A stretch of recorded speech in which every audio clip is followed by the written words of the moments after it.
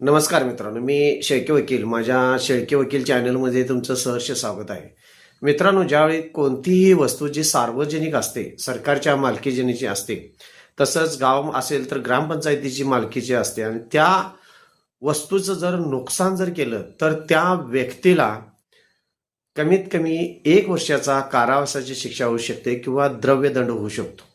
काही ठिकाणी कारावासाची 1 वर्षीय कारावासाची शिक्षा, त्याचबरोबर द्रव्यदंड सुद्धा, अशा दोन्ही शिक्षा एकदम होऊ शकतात.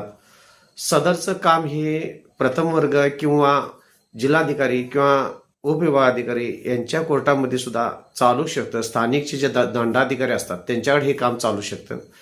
त्याचबरोबर सदरचा गुन्हा हा अदखलपात्र गुन्हा आहे, पण ह्या गुन्ह्याला कोर्टामध्ये किंवा दंडाधिकारी यांच्याकडे जामीन हा मंजूर होत असतो.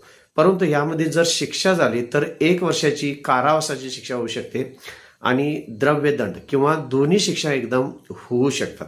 मित्रांनो, जर माझ्या चॅनलला जर सबस्क्राईब केलं नसेल तर विनंती आहे, सबस्क्राईब करा, लाईक करा, शेअर करा. धन्यवाद.